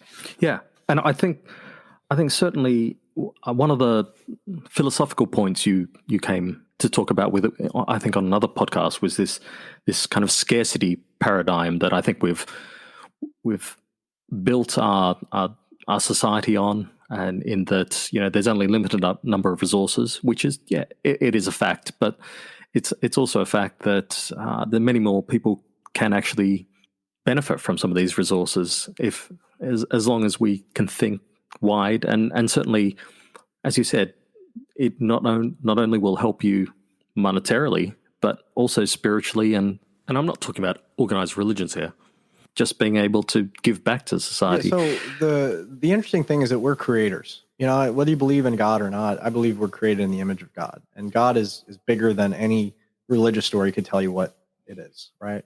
God is a force that connects all of us. And if we are created in the image of that, then that means that we are creators too. We have this creative capacity. We can create something out of nothing. People do it all the time. It's all around you. I don't need to argue with you whether you believe that's true or not. We can create something out of nothing. And what we do is we add value to it, right? And when you think of resources that are scarce and are finite, well, they're not the only resources. Like, there used to be a whale oil shortage that people were freaking out about back when whale oil was a thing. And then crude oil is a thing, right? And then we had shortages there. And now we have more than we know what to do with, because nobody's driving. We're paying people literally, like futures contracts are negative right now. You have to pay somebody to take your oil because you can't turn off the pipe. You can't turn off the pump. So that's a thing. And now solar and battery technology get into a place where that's going to be replaced too. So, and the sun's not burning out in a billion years, or hopefully. So we think things are scarce. We think that resources or things are scarce because we look at them myopically through our own lens. And we look at them through the lenses of others, right? Because we have this whole economic theory, which I call like late stage capitalism. And we have this whole economic theory where we believe that, scarce resources drive value, and, the creation of those resources is difficult. And therefore, the best resources will get the most value in return, which is payment. And that's how the whole economy goes around. And there is some validity to that economic theory, and it has produced some incredible things, but I don't believe that we're done, right? For the same reason that we used to use feudalism and mercantilism, and we no longer do, and we've moved on to capitalism, I think we'll move on to something else naturally, and it'll be a more abundant thing, because otherwise we're going to have a big problem. Because the end state of capitalism is ultimate competition with very few people being in charge of all the resources, and there's no other way. There's no pulling yourself up by the bootstraps. The wealthiest people in the world, like people who are too rich to be on the Forbes list, own trillions and trillions and trillions of wealth. They do. There's families that have been around for hundreds of years playing this game, and they've cemented themselves so well that they control governments, they control media, they control everything. And there's nowhere else to go from here. Nobody's breaking into that club, right? If you're born today and you're not part of that club, you're never going to be a part of that club because you don't even know it exists. And you don't know it exists, and the club started hundreds of years ago. So the whole country, the whole world's been bought and sold long before you were born. And central bankers own it. I'm sorry to say, like they really do. And they produce all the money, and they produce all the means by which we trade, and they can control that and print more of it whenever they want. And every single country in the world, except the ones that we're at war with currently or about to be, have a central bank. And, there was 5 at one point, it was Afghanistan, Iraq, Syria, North Korea, and maybe one other I'm missing, that didn't have a central bank. And now guess what? We've invaded some of them, and we're probably going to invade the rest. And it just comes down to, I'm not saying that's right or wrong. These people that perpetuate this stuff, they believe they're doing the right thing. They believe they're making the world safer. They believe they're making the world more docile and controllable. Maybe they're right in some ways, but I don't believe that we're allowing incumbents, or allowing incumbents to have unnecessary amounts of power where, we can see the obvious problems with that. And if we were allow more startup people, people who are just getting born now to be involved and begin to create things like, for example, cryptocurrency changed the game. Exactly. Yeah. You're not going to. Yeah, we're taking some of the power away from those central banks. You're not going to beat people at their own game. It's impossible. You have to create a new game, and that's one of the new games that we're creating, right? So you're not going to fix the problem in the same consciousness level in which it was created. You have to evolve. And like I have like, for example, when the Black Lives Matter, the latest edition with George Floyd was coming out, and it's a tragedy that he was killed, but people are killed all the time. I don't know why he was made so special. I think it was an agenda, personally, by police and by several other horrible things that happened. I have a black friend who came out and said, guys, we're never going to solve racism by arguing about racism. We're only going to solve racism by understanding that we're all one, and it doesn't matter about the color of our skin. And when we buy into this dualistic argument, we're perpetuating it. You cannot expect to fix this problem in the same consciousness level that was created. And I was so grateful he wrote that, because it just gave me clarity. Like, because there's a lot of white guilt. I'm a white guy, right? There's a lot of white guilt, even though I don't have any hatred for anybody whose skin is different than mine. You want there to be a level playing field, but you're also not in control of the levers that allow that to happen. So you feel hopeless, and you feel like if you speak out at all, you'll be attacked. And it's a really challenging thing. And there's people that decide for you that you have to have a certain opinion about things, or you're complicit with the wrongs in the world. It's just ridiculous. Like, I don't know what the solution is. I'm trying, I'm helping, I'm doing what I can, but I think that we can't solve these problems in the same consciousness level in which they were created. And that's where we have to start, is like, what is going to be the better solution than arguing about it? Because it's not working. We would have worked by now. We've been at it for 60 years in the latest edition of this civil rights thing, and hundreds of years before that with slavery and everything else. It's just not working. We have to find a better way. Yeah, absolutely. And I think, even given, people who speak like you are right now, and it's more of a scientific mindset. And I know that you studied biology when you were there. It's one of those things where you question everything and you don't mind not knowing. And so this idea of cancel culture or complex systems being distilled down to, binary systems is just nonsense. And it's not something that any scientist worth his salt would think about. And certainly any business leader or entrepreneur, which has to deal with shifting sands on which they're building their business. And I was just finishing a book by Stephanie Kelton on the deficit myth, that modern monetary theory. This idea that we keep worrying, all our governments about different amounts of debt and deficit that we hold. But the US holds the world currency. The US, yes, literally prints its own money, but not only literally. It just literally puts a couple of zeros at the end of a computer, and then it's away. Yeah, it's always been made up. Even the fact that we used to use gold and silver to trade. It was obviously fraught with issues, but it was made up. Like, it was a shiny metal that didn't get broken down by the environment. It was not oxidizable, therefore it's valuable. Okay, cool, great. And then we ran out of ways we could use that. Now we use paper, and now we use digital, and now we use crypto. It's going to be the next thing. So the most important thing to recognize is that we have the capacity to create, and we have the capacity to create something out of nothing. And that's a beautiful divine quality that we need to utilize more. Most people are not creating, they're consuming, or they're creating less than they're consuming. And if they focused on creation and consistency and discipline and building themselves into a person that was worthy of what they want in life, they would have it, period. Anytime I talk to anybody, it's like, the reason you don't have what you want is because you're not the person who can have it yet. And if you are willing to go through the challenges and grow yourself into the person who can have it, you'll have it, period. It's not really a question. You're not going to meet a billionaire who's like, yeah, I just accidentally became a billionaire. You don't get that successful on accident. No, it's one of those myths that perceive, lucky accidents. Well, maybe you're a lucky accident and you inherited a couple of million, and then you turn, 1 million into 2. You don't turn 1 million in 1 billion.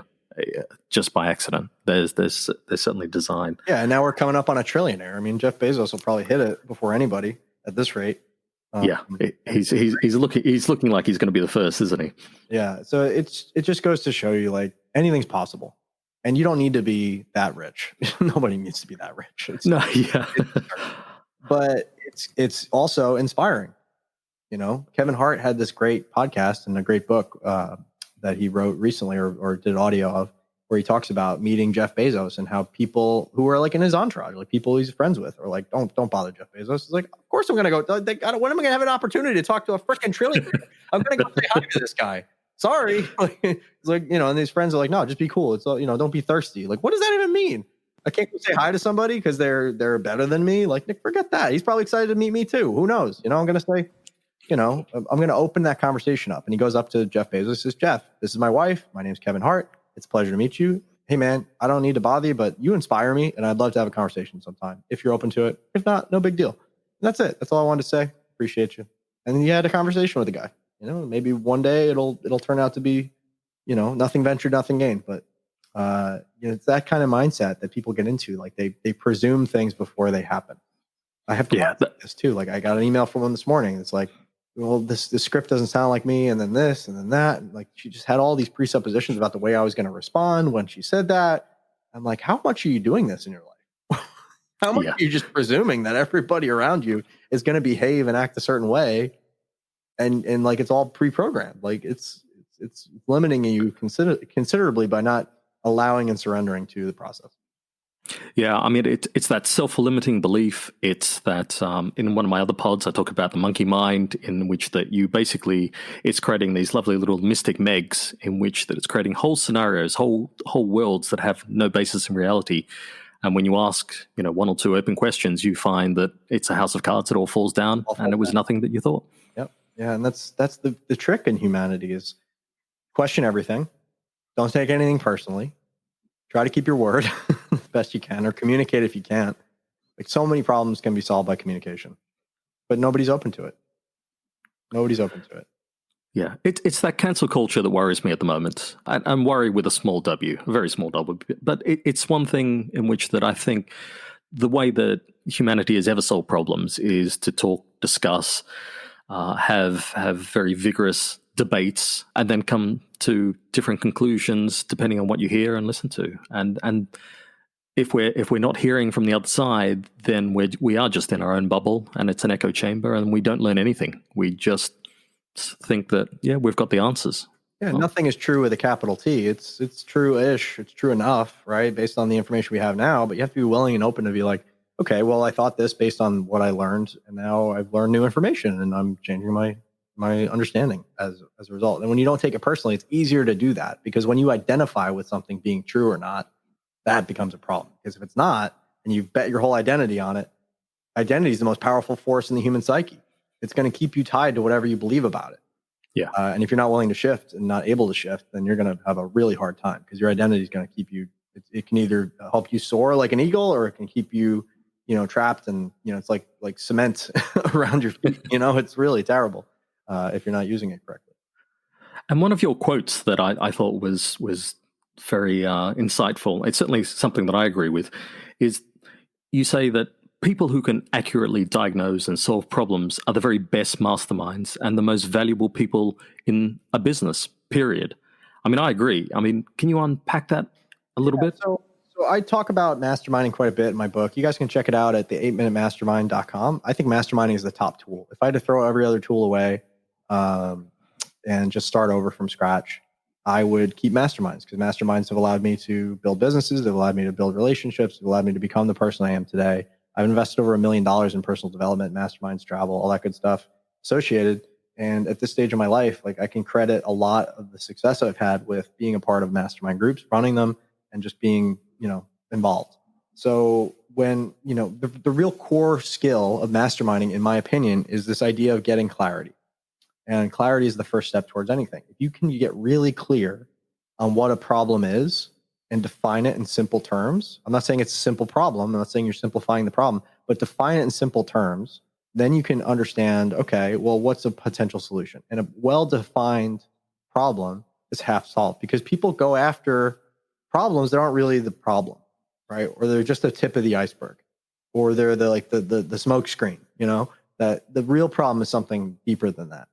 And they may or may not be willing or able to perceive that deeper level because they're in their own pattern, right? So by creating a group scenario where people are asking different questions from different perspectives and they don't have the personalization and the identity with the problem, like we talked about earlier, now you have an opportunity to look at it from a new perspective as long as you're open to that. So masterminding comes really into handy when you're in your own bubble, right? When you're in your own thought bubble.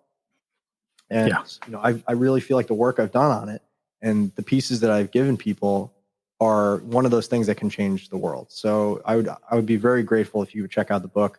You'll get some additional bonuses for doing so. We have 101 questions for mastermind facilitators. We have 50 recordings of me doing masterminds. We have a cheat sheet. That's all free. You can go to 8minutemastermind.com and grab it. And you can also grab the book, which is a free plus shipping offer to get it to your door. It's just whatever it costs to get us there. And we're just looking to break even on that. So go check it out. I would be grateful. And if you want to have a conversation afterwards, I'd be grateful to talk about what's next. I must say those 101 questions are insightful. They're great tools that I think everyone can use. I can't take all the credit. I'm a great collector of questions. There's some really smart people out there that have thought of better ones than I have. So I give them credit as well. We're all standing on the shoulder of giants. That's right. And we need to take, that's the other thing we need to let go of is like this idea of ownership of an idea or a concept. You know that the steam engine was invented in 5 places simultaneously? I mean, it's crazy to think like that one idea is natural to you. I think it's like this frequency that we all get on, right? It's like this idea comes to a certain number of people and it keeps coming to people until somebody takes action on it. And then it becomes their thing. Or it can happen to multiple people at a time. But if you think that an idea is the whole picture, you're out of your mind. I hear people all the time, like, if I just had the right idea, like, no, it's never the thing you start with.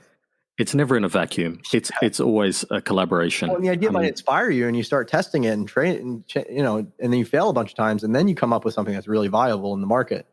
But in the beginning, it's never perfect. It's never polished. So, I mean, given we're talking about giant, who are the most influential to you, Brad?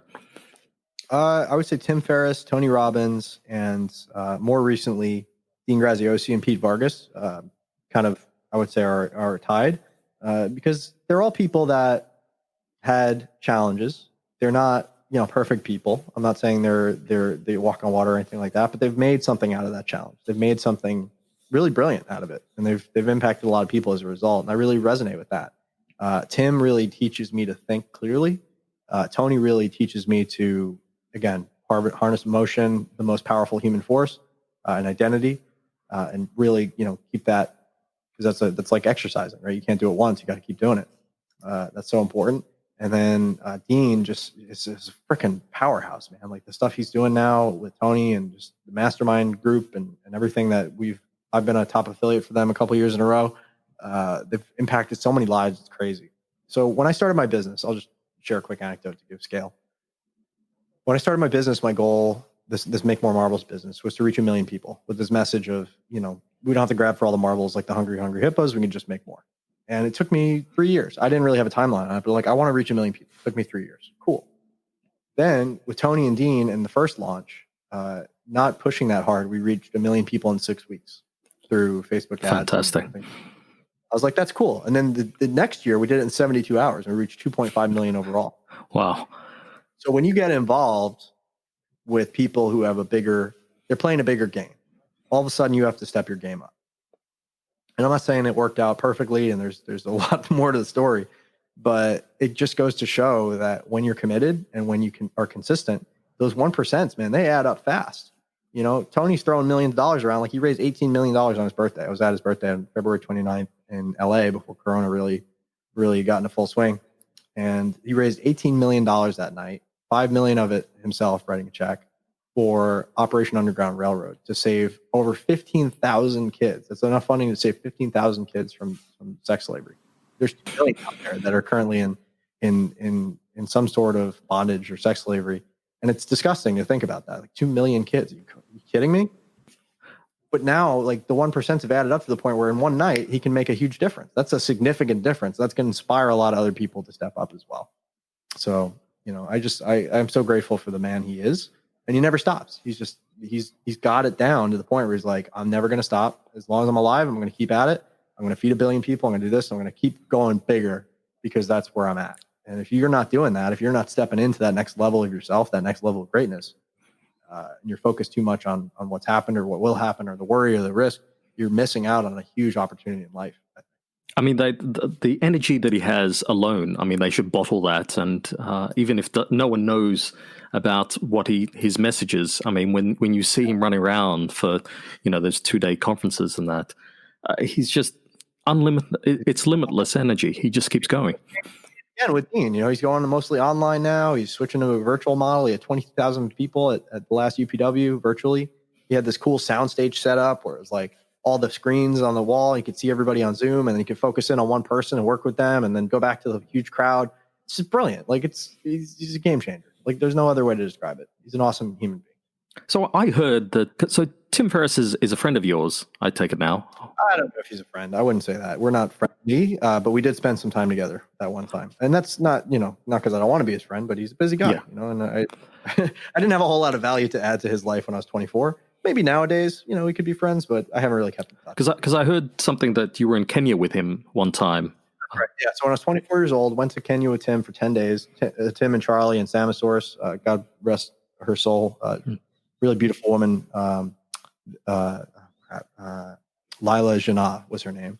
And she started this company called Samasaurus that basically brought big tech contracts and broke them down into small bits and pieces and allowed, 100, 200, 500 people in, a third world country to go and work on that big tech project for Google and like come in at under budget. And it was a benefit to the companies. And like it provided a ton of jobs as opposed to hiring a, engineer in Silicon Valley with how expensive that is. So that was really cool. And we went out and visited that organization. And we also got to tour around and do like the Masai Mara and go on safari and went to Lamu Island. I almost got trampled by donkeys. I got malaria. There's a whole bunch of stories. But the reason I got to go on that trip was Tim was doing this interesting. I had met him in 2009 at the gym. He's really great, awesome. Like I was such a fan. I read his book 6 or 7 times at that point. He's just really cool. We hung out at the gym for like 15 minutes and, I never expected to see him again, but he was just awesome. I was so grateful to have met him. And then 2 years later, he did this promo because he had only written the 4-hour work week at that point. So the 4-hour body promo was like, if you buy 1,000 books, you could go on a trip with me and you could go to Argentina, India, or Africa. And I reached out to Charlie, who was his director of special projects at the time. I'm like, Charlie, what's the deal with this trip? He's like, man, like a lot of people are willing to do it. And Tim just can't see himself spending 10 days with any people. He's like, a lot of them are kind of sycophants and, he's not somebody you'd want to spend 10 days with. Yeah. And he's like, but he met you and you guys seem to get along. Like, do you want to come on one of these trips? We'll make it happen. I'm like, yeah, absolutely. So I bought the 1,000 books. I donated 900 of them to a charity. And I gave away 100 of stocking stuffers, which I think I still have some somewhere because so grateful I didn't take physical delivery on 1,000 of those books. So they're basically 700-page door stoppers. And we went to Africa and he paid for the whole trip. And I just had to get there basically. And we got to spend some time together. And he asked me during this trip. So 2 things happened that I think were very pivotal in this trip. And one thing was that he asked me what I wanted to do in my life. I was telling him about, my fund and everything I was interested in at the time, 3D printing, et cetera. And he had these really deep questions that I was way out of my league. I'm like, dude, I don't even know the answer to that. I don't even know how to find the answer to that. But he's a brilliant guy. So, wasn't a lot to relate to there. But he did mention like, hey, I have a friend who's doing this trip to North Korea. Do you want to go to North Korea? I'm like, why do I want to go to North Korea? He's like, it'd be good for you. I'm like, who's going to North Korea? He's like, I can't tell you. I'm like, are you going to North Korea?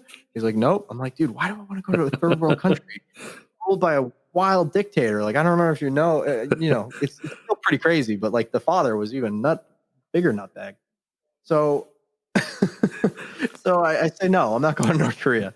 And it turned out when I got home, I realized that, and I had to convalesce a little bit because I got malaria. The trip that they went on was the first trip for this mastermind group that Neil Strauss was starting. And I had met Neil too at one point, but I had never put those 2 things together. So I realized after the fact, like, oh, this is what Tim must have been talking about. And I reached out to his team and I ended up joining this mastermind group, which was a huge boon for me. I was all of a sudden around people that were very successful and grew a lot professionally during that time. Ended up launching my hedge fund as a result of that.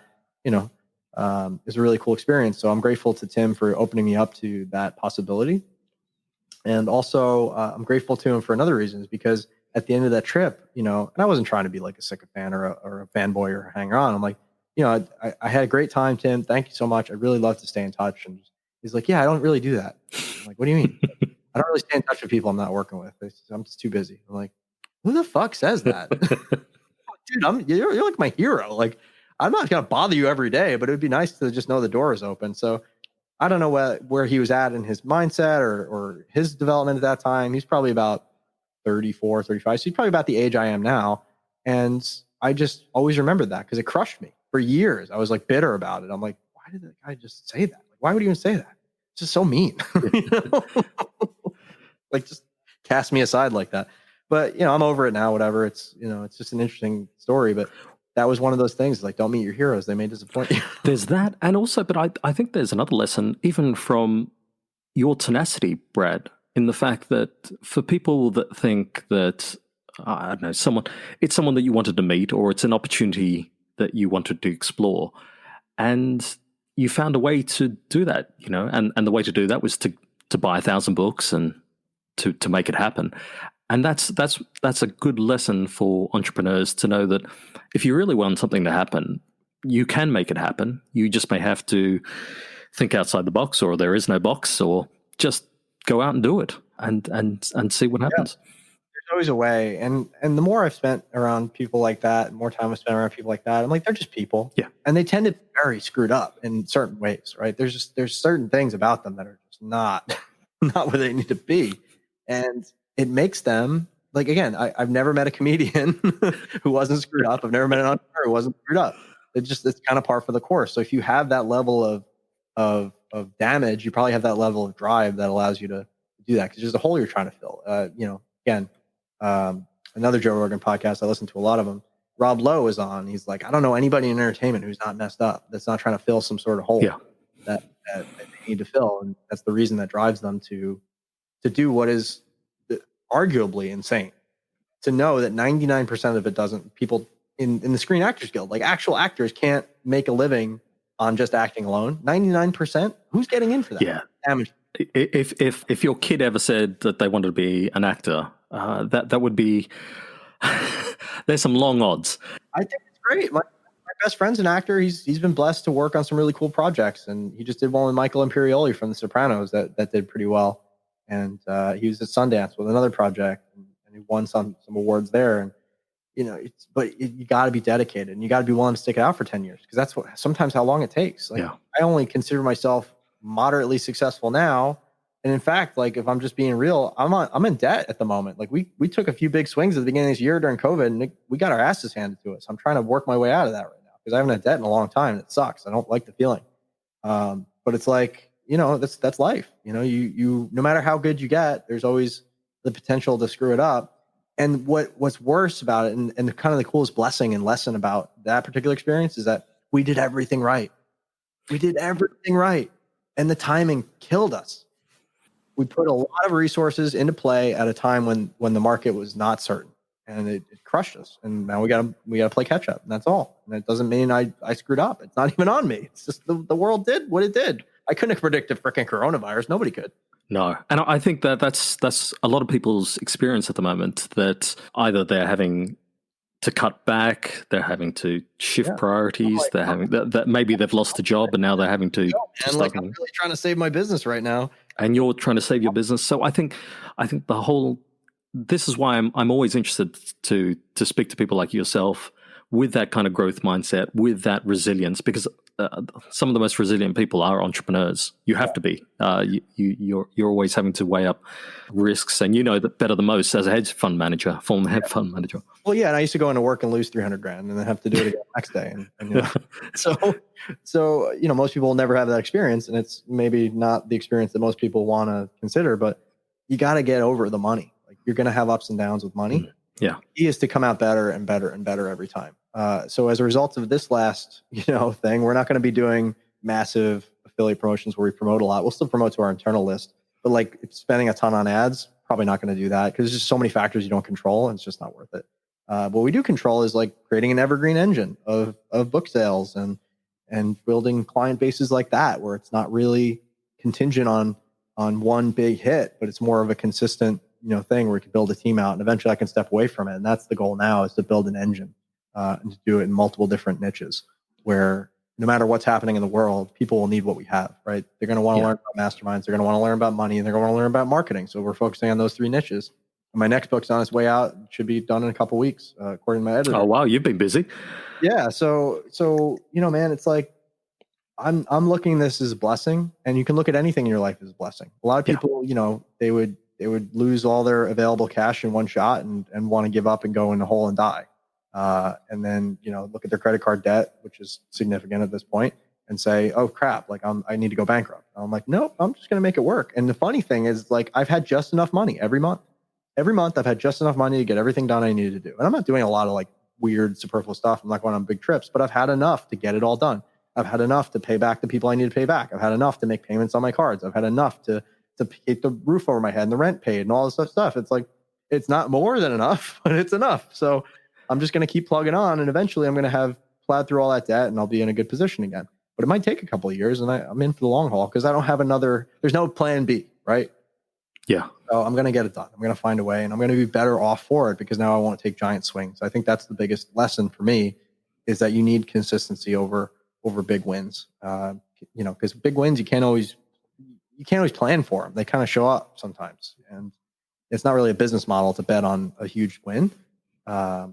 And it works out for some people. It just hasn't worked out for me as well. So I'm going to focus on consistency. I'd rather make $100,000 consistently a month than $1 million in one shot, risking $500,000. Yeah, I think that's an amazing attitude, and one that certainly will pay off dividends. Because I remember Simon Sinek talking about exercise. He said, if you want to get fit, you don't go to the gym for 9 hours and work out till you're almost dead, and think you're going to get results. No, you do 15, 20, half an hour worth of workout consistently for the next 2 months, and you'll see results. So consistency is definitely the key. And I think you've also mentioned kind of diversifying your portfolio, Well, thank God for investments. I'm the kind of person, I stay broke. And what I mean by that is that I push all my money forward into investments. Any additional money I have. And I've been doing that for a long time. So thankfully I'll be okay either way. But I hate selling investments, especially when the market's rising. Like, I don't want to do it. So it's not like I have no money. I could sell things, but I just don't want to. And it's been challenging to pay the bills as a result. So if push came to shove, thankfully I've been tenacious about saving for a very long time and investing for a very long time. I'll be okay. But that's not the standard at which I hold myself. The standard is I make way more than I need at all times, and I grow as a result. Yeah. And I think, does that mean that your mastermind programs at the moment, have you now shifted fully online? Are you going virtual? Have you gone virtual for everything? All virtual, everything we do now. We haven't done a retreat, anything in person this year at all, really. Just one in January, actually, before COVID. And we were doing our online program. We got our book funnel that's now reaching people all over the world, which is wonderful.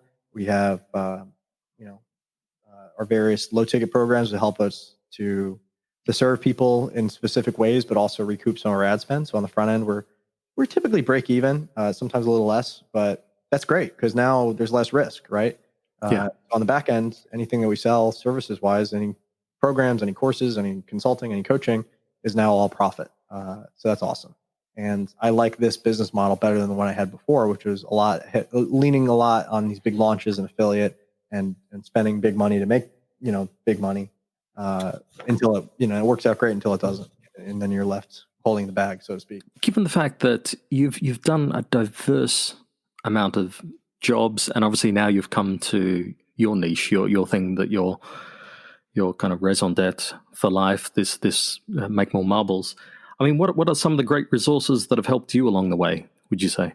There's so much great stuff out there. There's so many wonderful people. So if you use my book, for example, the 8-Minute Mastermind book, you go to 8minutemastermind.com to grab it, and you get to the point where you're clear on what you need, I can easily send you a resource. I can easily tell you the right person to hire. I can easily tell you what to dig into. Because here's the thing is, like, information these days, in the age of Google and YouTube, you can learn almost anything, right? Yeah. But why isn't everybody a shredded billionaire in their perfect relationship with perfect kids? Well, the reason is because people pay attention to what they pay for and what pays them. So I'm a big proponent of investing into the things that you really want, your time, your energy, and your money.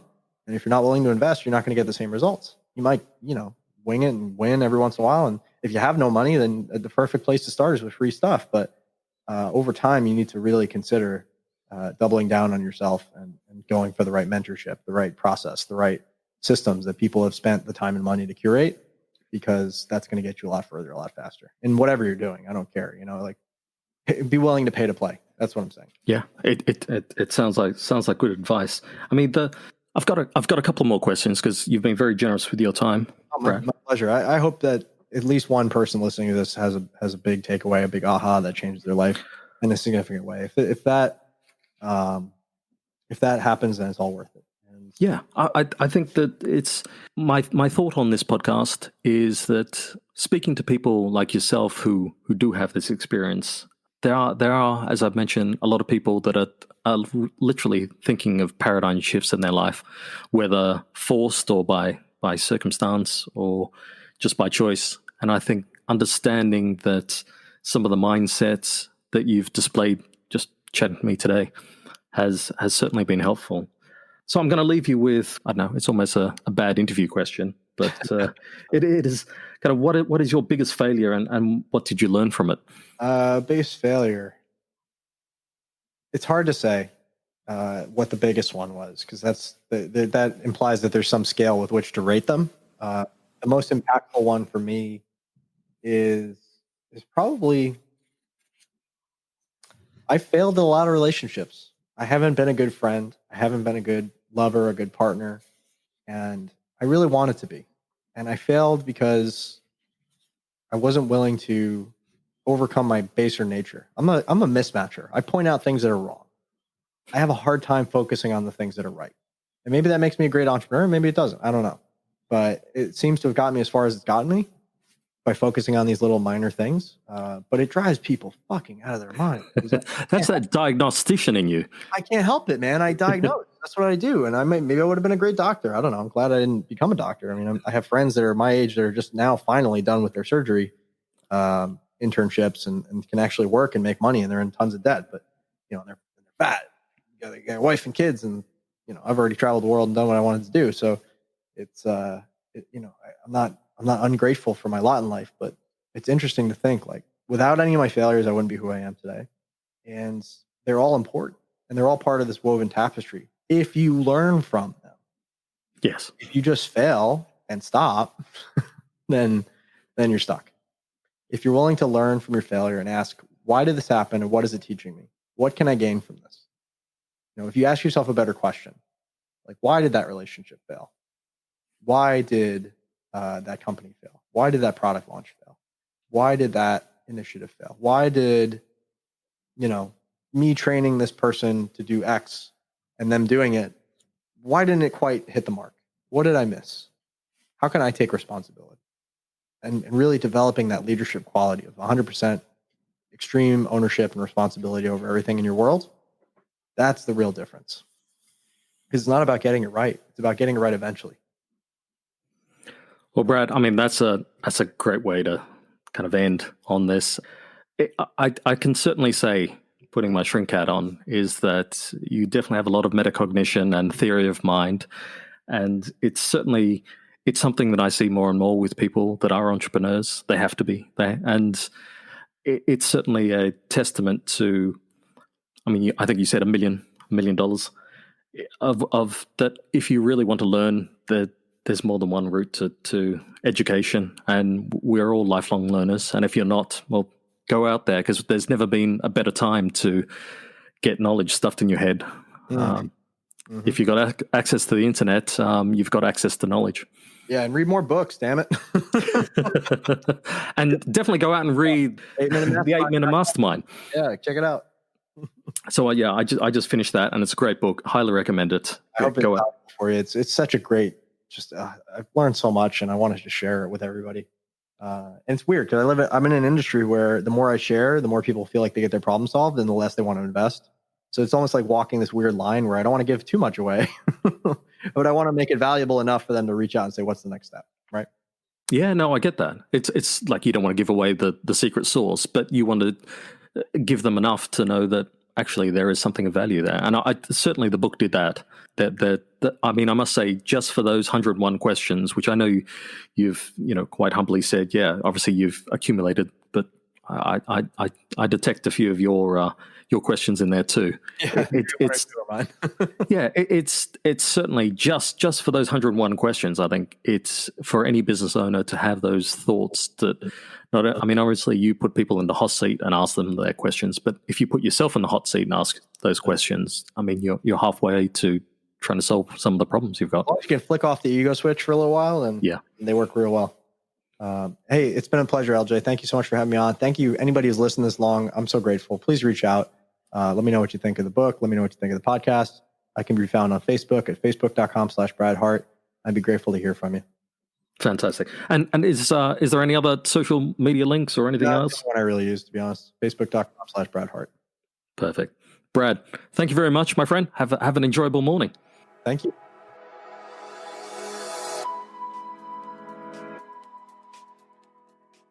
On the next episode of the Opine Motel podcast. So, inspired by my Q&A session previously, I'm going to look at passive aggressiveness, what it is, how you can overcome it if you have it, or how can you deal with people who do come across as passive aggressive. So I look forward to your company then. I'll see you next time. Good listeners. In a announcement of self-indulgence, please, if you've found anything of value, please subscribe to my podcast on your favorite podcast listening service. You can also visit my website, www.opine.network. And also check me out on YouTube and write a review if the need should take you. It really does help new listeners understand what the show's about. And also, hey, I'm a little partial to a bit of positive feedback too. If anything has affected you in a more serious way, I highly recommend my psychological professionals in your area to explore and delve into making you live your best life. Be well. See you next time. I look forward to your company then.